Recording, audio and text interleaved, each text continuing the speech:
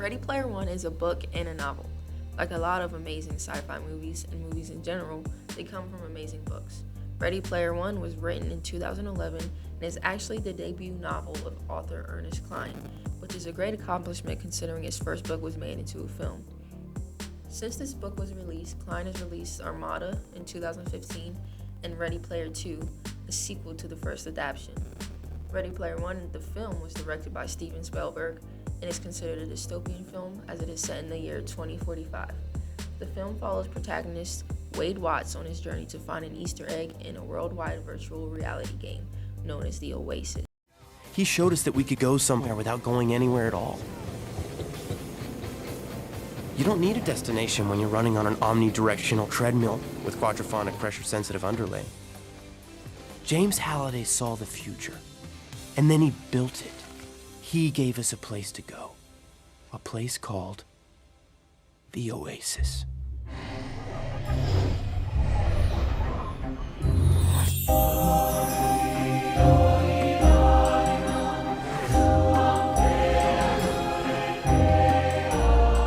This is the Oasis. It's a place where the limits of reality are your own imagination.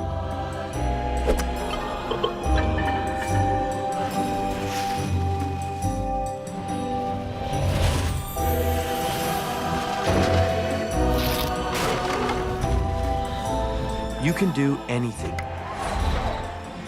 Go anywhere. Like the Vacation Planet. Surf a 50-foot monster wave in Hawaii. You can ski down the pyramids. You can climb Mount Everest with Batman. Check out this place. It's a casino the size of a planet. You can lose your money there. You can get married. You can get divorced. You can go in there. People come to the Oasis for all the things they can do, but they stay because of all the things they can be. Tall, beautiful, scary, a different sex, a different species, live action, cartoon. It's all your call.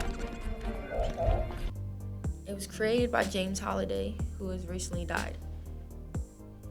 His will left a series of clues towards an Easter egg hidden behind a series of 3 gates unlocked with 3 keys within the Oasis that would grant whoever found it both his fortune and control of the Oasis itself. Wade Watts and his friends attempt to find the eggs before an evil corporation could do so. I will talk about how this movie embodies Chapter 20, the cinema of the future. I'm going to analyze the movie in a historical sense.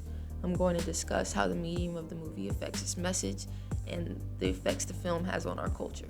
Morton Haging was the first person to attempt to create virtual reality. He referred to it in the 1950s as reality machines, which could simulate all the sensory splendor of life. His premise was simply put, if an artist controlled the multi-sensory stimulation of the audience, he could provide them with the illusion and sensation of first-person experience of actually being there. He was inspired by things like 3D movies and Cinerama, but took it to another level to suggest the audience could be taken to a fabricated world that engaged all the senses.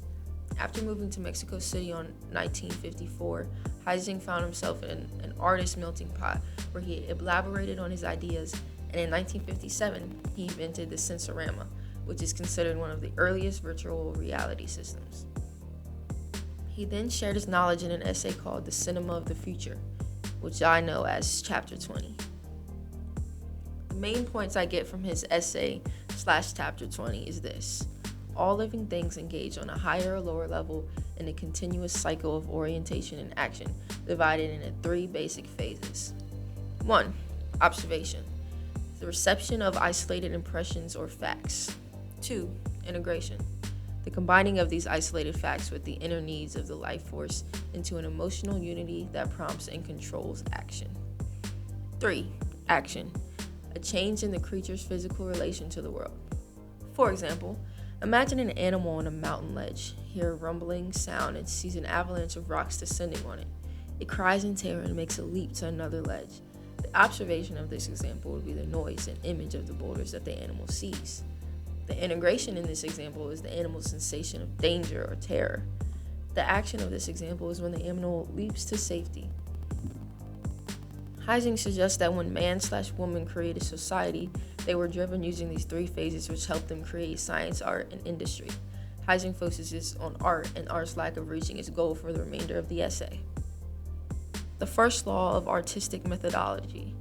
The nature of man's art is fundamentally rooted in its peculiar psychic apparatus and is limited by the material means at his disposal. Painting, photography, and cinema were and still are trying to visually portray the visual world of man as perceived by the human eye. With the addition of sound, cinema stepped into the dimension of combined arts.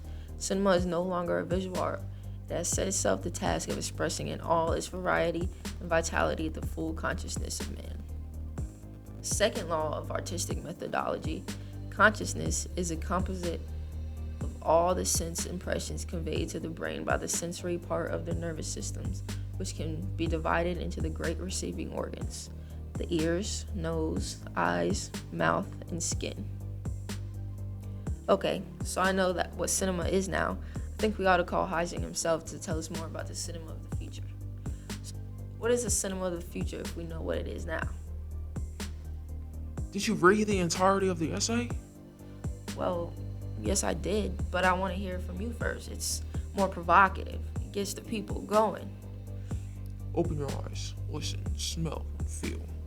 Sense the world in all of its magnificent colors, depths, sounds, odors, and textures. This is the cinema of the future. Okay, you lost me. The cinema of the future is just the world. You simpleton. Hey! The screen will curve past the spectator's ears on both sides and beyond his sphere of vision above and below. Ah, okay, I can picture it. Pun intended. Will glasses be needed like 3D movies today? That would be blasphemy. Agreed. The electronically created image of tomorrow's film will be perfect in focus and stability. We will feel physically and mentally transported into a new world. So you're saying art is never too realistic? Hello, Mr. Hyde? Well then, there we have it, the cinema of the future. Obviously, there are no physical depictions of the cinema of the future because we are not that far along yet.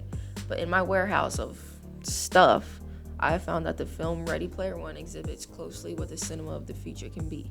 Maybe in 2045, hopefully sooner.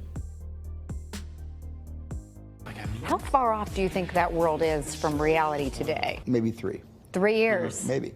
Oh my gosh. I previously introduced you to the movie's VR world, Oasis. It has all the characteristics of the future of cinema except for one: you need glasses. And gloves, actually. But other than that, it is about as real as it gets. In the name of James Halliday himself, help us save the Oasis. It is virtual reality today, but it takes it up a notch by involving everyone who participates in the same world. It is the internet as VR. It is the world as a virtual reality. You can all but physically die while in the Oasis.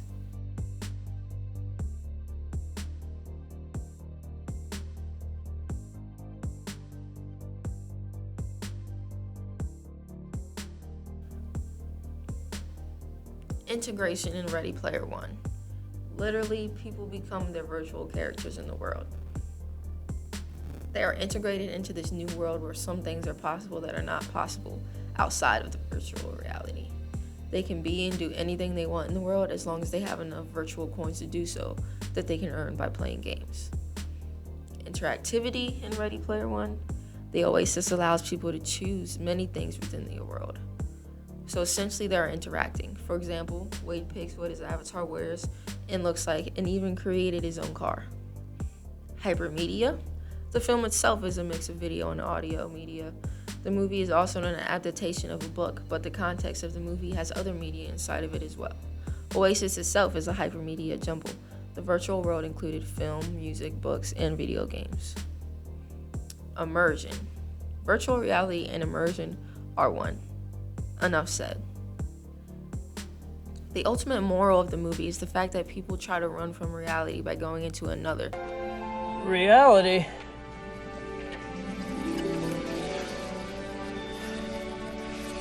Is real. You understand what I'm saying? Yes. Yes, I do. That includes all forms of media, from books or movies or video games or virtual worlds. The maker of the Oasis, a recently dead James Halliday, learned this the hard way. He died lonely and scared of the real world. He was also obsessed with the 1970s through 80s pop culture, so this movie is filled with references such as Back to the Future, Mortal Kombat, and The Iron Giant. All of these films are significant in their times and even today. They made a huge impact on pop culture and the film industry. For example, Back to the Future, made in 1985, gave people a glimpse of what the future may look like.